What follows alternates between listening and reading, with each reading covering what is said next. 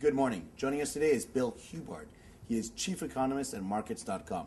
Bill, thank you very much for joining us. Thank you very much for asking me. Okay, let's see. Overnight, the Federal Reserve, it seems to have thrown a spanner into things. On the one hand, the job market overall is weak. On the other hand, they might taper in a couple of months. What's going on? How dangerous is it? By how much might they taper or not? Well, let's back off. We start the year worrying about, quote, the fiscal cliff. Well, that didn't happen. Then we were concerned about this sequester. Yes, that's had a slight. And so we got rid of those two words. My feeling is we can get rid of the word taper. I think the simple fact is the market has overreacted. If we listen not so much to Bernanke yesterday, but we had two Fed governors that had talked in the last, 3 or 4 weeks ago about almost giving the feeling that they could stop tapering at next month's meeting. We saw them the day before, this was on Tuesday, basically saying that the economy is doing better, not like we wanted to. And so hence the market went into the simple fact is we saw the Treasury 10-year after their comments trade over 2% for the first time in ages. But yesterday, Mr. Bernanke said basically what I was feeling that he would say. The economy is improving, but not that much better. Inflation, as we saw right now, inflation is falling off the proverbial wall. So I think the simple fact is that the market misinterpreted or maybe interpreted what they wanted to, because as you just mentioned, we have seen the most incredible move in the equity markets. But I think the simple fact is the Federal Reserve did not tell me anything more that we're going to have rates lower for longer, and I do not see any change in the tapering, albeit in the Q&A, Mr. Bernanke said that we could adjust it. Okay. I think it might be also important to highlight. I've read some people put emphasis, in fact, I think it was a Fed speaker saying that even if they do taper, that does not mean that they are being less accommodative, but rather they are being continue to be more accommodative, but at a slower rate? Yes. And I think one of the things to look at that probably most of our viewers would not have seen. 2 weeks ago, the Congressional Budget Office was saying revenues are better than expected, income taxes are better than expected, and we're talking about in the next 12 months, the Treasury issuance, both the 2s, 5s, 10s, and especially 30s, would probably be reduced by $200 billion. Well, even if the Federal Reserve starts to slack off in their purchasing, if the Fed Treasury is issuing $200 billion less securities, that is not going to affect the market one way except from a positive standpoint. So therefore you would have less Treasury issuance, but the Federal Reserve is not really, even if they drop from 85 to 70, et cetera, one thing they may do if they start tapering would be the elimination of their mortgage-backed security program. I see.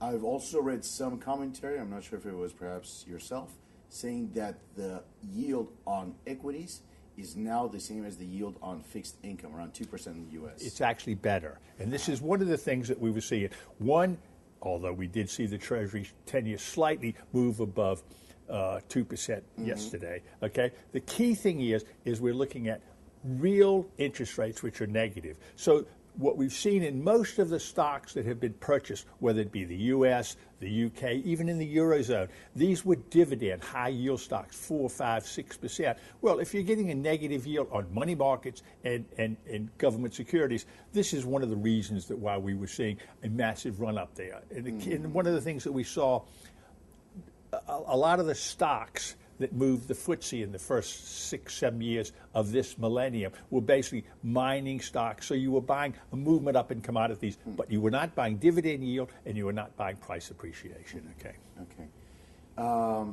Changing geographies. Japan, overnight. We saw a rise in the 10-year Japanese government bond. It reached 1%. That seems to have unnerved some people. Yes, it did, because what we'd seen is, remember, just in the past, in the Treasury market, just in the past 2.5 weeks, we'd seen the Treasury yield move from 1.6 to 2%. Well, the one thing that we have to look at the Japanese, they seemingly do nothing in reference to deflation for 20 years.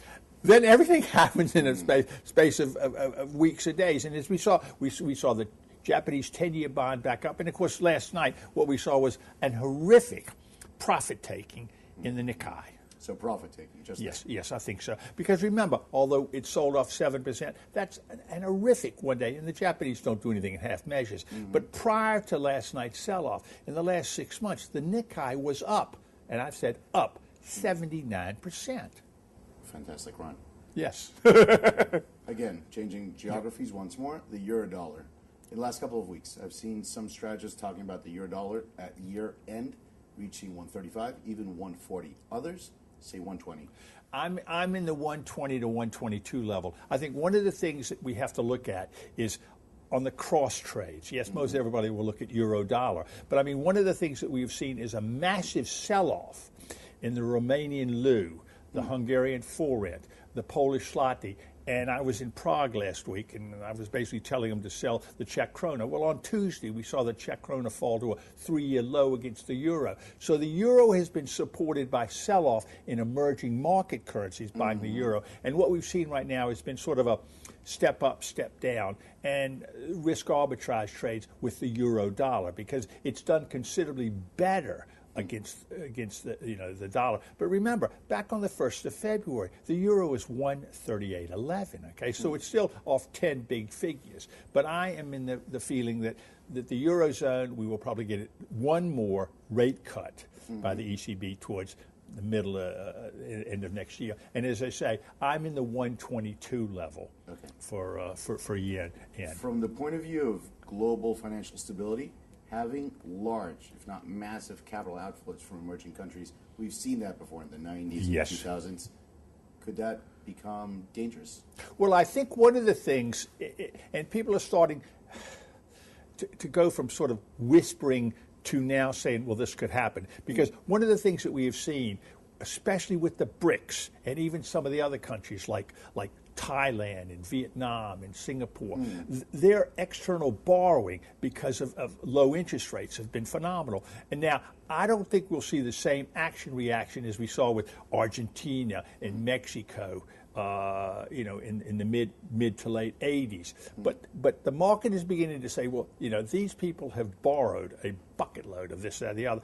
And classic could be the problem right now we're having with South Africa. We saw the South African rand drop to a 4-year level against the dollar. Concern there about, do they drop interest rates when they should, but then is that causing inflation? And I think that's one of the things that we're talking about is Mexico's having a problem now, South Africa. But I do know that people are now starting to talk about maybe 15 to 18 countries who have borrowed extensively. I mean, we're talking 60-65% of their borrowings to GDP. If interest rates start to go up, if the Fed starts tapering or quantitative easing. So I don't think it will happen because we have a different global economy than we had 20 years ago. But this is a concern that people are starting to voice now rather than just whisper.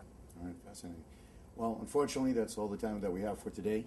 Bill, thank you very much for your time. We do appreciate it. Well, all I can say is adios, amigo. And that's all from us here at Digital Look in London. Thank you for joining us.